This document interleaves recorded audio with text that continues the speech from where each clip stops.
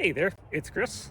And considering how last week's Vernon Ultra attempt panned out, I kind of feel like I want to do one more video on one of the most taboo topics in racing, whether Spartan or otherwise, and that is going over the idea of a DNF, the did not finish type situation. Now, this isn't going to cover areas like if you hop down over like the 8-foot wall, twist your ankle, and all of a sudden you can't physically walk anymore, so medical has to take you off. This is more of how do you make that call to step off a course prior to getting yourself into serious medical trouble or whatnot. And for that, we really have two methods we can use at our disposal for kind of figuring out when it might be appropriate to step off and when it might be worth going forward. And the first is going to be from experience. The longer you've done these things, the longer you've been racing or doing other types of events outside, the more likely you are you found yourself in some pretty unfortunate situations. I know in my case personally, I've been biking out west back when they had forest fires in the area, and I've gone biking through the smoke of a 10,000 acre forest fire that came through the area. I've done a half marathon several years ago when we wound up with basically a hailstorm came down in the middle of it for about 4 mile stretch. It was a literal hailstorm coming down. I've had a couple races, Spartan ones, even just looking at Palmerton last year, where I got myself into heat trouble, where I literally, after crossing the finish line of the race, I literally collapsed on the ground between the finish line and getting the medal because the heat just took me out. Heat exhaustion just completely wiped it. So experience will get us part of it.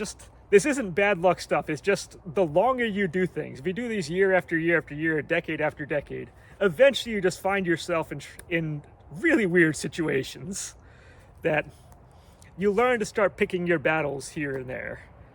Otherwise, outside of just experience, if you're starting out or if you get yourself into a weird spot, the other we're going to use is a value system we're going to develop before we go into the race, and even before we start training for the races. We have a value system that's set up to help us deal with these types of situations we deal with. So in short, when we're growing up, we always want to keep, like the youth and kids, when we were kids, we never wanted to give up on things. You always want to push the idea that you can work hard and get through, partly because as you're getting older, like every 6 months or so, believe it, you're growing taller, you don't know what your limits are, you're physically getting bigger, stronger, whatever over time.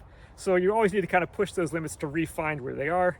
At the same time, you want to build a solid work ethic so that when you become an adult, you have a good base to then work off of just to get through life itself. It's good life advice to keep doing this. However, over time, as we become adults, we have to every now and again just reevaluate what's important to us. What may be important back when we're in grade school or high school or all that may not necessarily be the same as what we have right now. So in my case, again, I treat this, to me, this is like an extracurricular activity type thing. I will always have my work and family stuff will always be ranked way up high. And this, like the racing stuff, the art stuff, whatever else I do here on the side, my hobby things on the side, they will always fall below the work and family part. So I'm not gonna, if I need to sacrifice something, it's gonna be sacrificing these areas that are lower on my list than on the higher end. So again, when that comes to training wise for me is, once again, I do home remodeling, I do construction stuff is my day job. And so I've already said straight up, I will never go into work tired. I'm not gonna wake up at 5 a.m. and do my 10-mile run or whatever, and then go off to work after doing that or after doing a gym thing. Whatever I do fitness wise is always gonna be done after work, after hours on the side, because I never wanna go into my job environment, my work environment, in an exhausted kind of state. So same thing when it comes to the races themselves. I'm going to try to limit the risk, I'm going to say, associated with injuring myself so that I then don't harm, well, my source of income, my job, my income, the people I work with. We have a very small group we work with, so if any of us actually gets injured or has to be taken off the project or off a job for weeks or months at a time, which I know I've broken a shoulder before. I had to sit in a seat in my sofa for 7 weeks straight doing nothing. It really does hurt not just me, but the people around me as well. So we have to factor stuff like that into our calculus when trying to figure out how we're doing, how we're not doing as any particular race progresses. So for me personally, really quick on how this race kind of played out, was first half wasn't too bad. Once the rain really started coming in, I think in the high of the day was maybe like 8 or 9 in the morning. I had bundled up ready for the rain to come in. I had thermals on, I had the rain jacket on, I was wearing the gloves to kind of do the trail running stuff. I was kind of ready for the colder weather, but it was warmer in the morning, so I was kind of probably sweating during that period. So by the time it had started raining, even if the rain jacket's doing something, I was still kind of wet from sweating earlier in the day because the temperature changed. I prepared for one, I didn't prepare for the other. So once that happened and it started getting cooler, we started getting more wind, we started getting rain, we started getting kind of miserable, started getting the mud. All of a sudden, the coldness was taking over. I wasn't quite shivering at that point, but I knew I was 100% miserable going into that kind of final few miles of that first loop, that final like maybe 6 or so miles of that first loop. On top of that, the trail conditions were degrading. It was getting muddier as this went on. I know that's typically the muddy portion of the course that I'd gone through, but I knew it wasn't going to get better. We had thousands of people go over this course between the time I left on my first loop and I was going to start again. So I knew trails were going to be even worse as this went on. I did have some minor cramping in my legs. I had my right hamstring and my left quad had both started minorly cramping, which usually that type of thing will happen throughout the course of an ultra. But again, for me, that's usually going to happen well down the line. It doesn't happen in the first lap. It's going to happen like second half of second lap. Stuff like that would go on. So I was already failing on that end. And although I was feeling really happy, my strength stuff, although I complained about it on the previous video, how they stuck all the strength stuff back to back to back to back to back, that actually was kind of a strong suit, but I had zero grip on like any of the grip type stuff. And I had already failed 6 separate obstacles on the first lap, although spear throw was literally that close. It was so close. So I was already in a bad position to start that. I knew conditions were getting worse. I saw the forecast. Every hour this went on, the temperature was going to be dropping and the rain was theoretically going to get worse and worse as this went. So I was already miserable and conditions were just deteriorating. So for me, this sounded like a recipe for disaster. As you get more tired as these races go on, you're more prone to make mistakes. If you get frustrated that, like, say, I'm not doing well on the grip type stuff, the overhead obstacle type things, and if you start failing a couple of those, you might start taking risks you otherwise wouldn't, or you might start doing things. Sometimes when your brain just isn't in it, it causes more problems than you want to admit that it can cause. And again, this comes from experience and having bad races where things just don't work and you try to force something in that shouldn't. But on top of what didn't work for me, we also had environmental factors. If you ever watched the movie Batman Begins, it's a good movie. The Christopher Nolan series, I like those. Those are fun. But if you ever watch those, one of the thoughts, one of the key things they try to drill home really hard on that one is be mindful of your surroundings. It's not just about you. You also have to be mindful of what everyone around you is doing, what the day is like, what the people are like. And as my first lap was kind of coming to a close, going in a transition that like last 4 or 5 miles, I was definitely embedded deep with the number of the ultra runners. We had a lot of beast runners out there. I believe there are a lot of sprint runners out there where I was passing a bunch of people, a bunch were passing me. And in general, I'm trying to be observant on this too. I can see the day is terrible. I see a lot of guys out there with like these tank tops on. I see a lot of girls out there with like just the runner shorts on. There were a number of people who were ready for cold weather type stuff, but a lot of people out there were not really appropriately prepared for this type of weather. Which what this triggers in my mind is that if I go and do another loop and I do run into trouble, even if like say 1 or 2% or 2 or 3% or whatever of the people out there are also kind of in this trouble zone where they're starting to get like the hypothermia conditions because they're not ready, and they start shivering, they need medical assistance. Given the number of people on the course And you can probably guesstimate the number of medical personnel out there and people who can come and help. And this type of race, where there's just so many people out there, you may not be able to get medical help for some time, just because there's an overwhelming number of people who may need it on a course like this. So even if I was feeling okay, I could go through and maybe eventually I do need some help, it may not be available just because of the sheer numbers out there, which only adds to the conditions necessary to turn what could be a bad day into more of a catastrophic day. It could turn a minor injury or a minor setback into a more major one that could then, once again, that could affect work, that could affect other areas of life outside of this racing environment.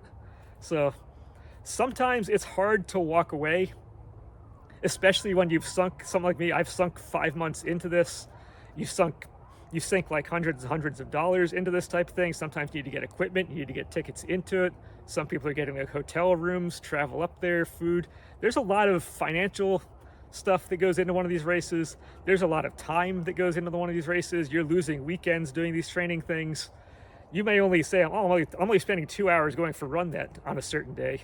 Yeah, well, that usually knocks me out the rest of the day after. So, I mean, this takes over weekends. So it's hard to step away from one of those types of both time and money investment things.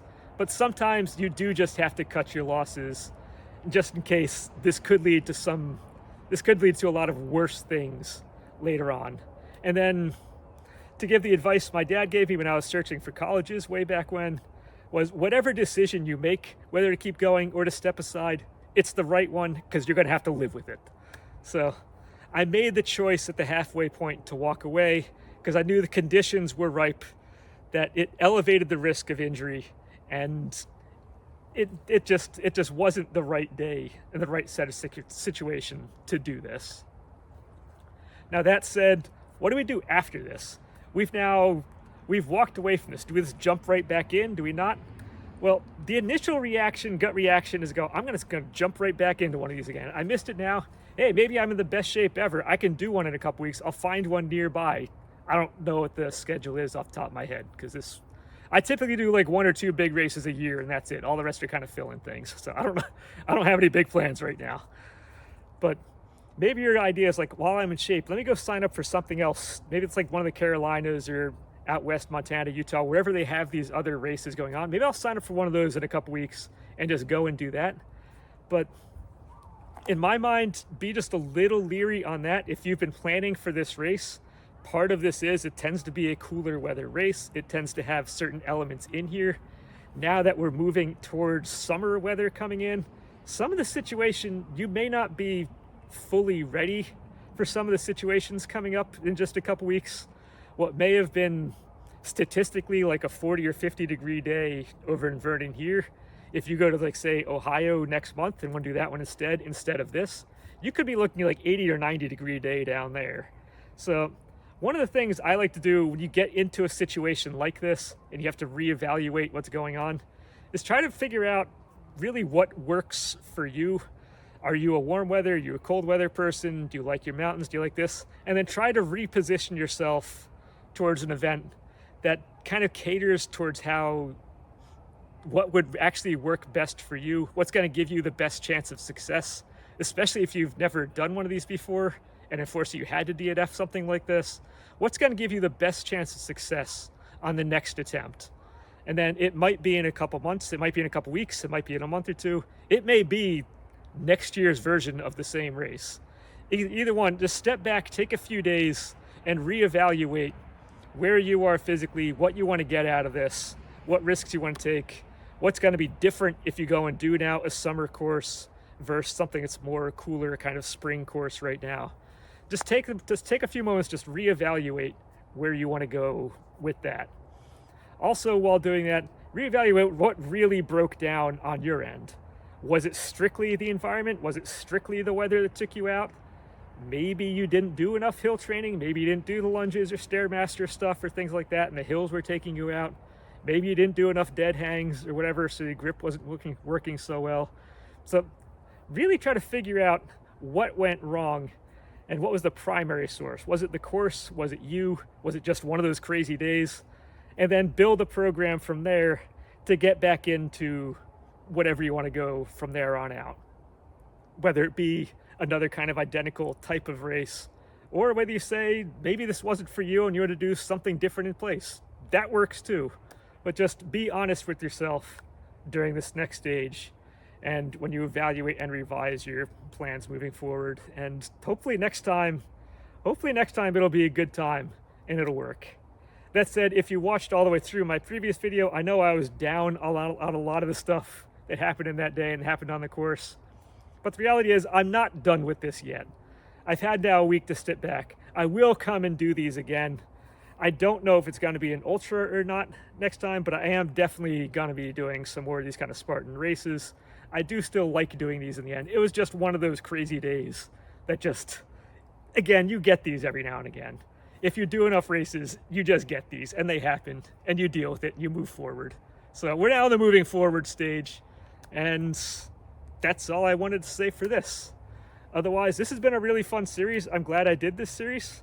I didn't realize, top of my head, it was going to last some 23 episodes long, but we made it. We made it through. I do have other topics I'd like to bring up in regards to racing things that haven't made their way into this, but I think this will end this series, and then over time, I'll start putting out more fitness things as time goes on, but I haven't quite figured out a format yet that I want to kind of piece that into, but we'll get there. Hang tight. I'm not gone for good. We are going to come back for more, and I'm looking forward to it, and I hope you're looking forward to it too. DNFs happen. It's one of those things. We learned from it, and that's it. Otherwise, it's a good talk to you, and until next time, enjoy.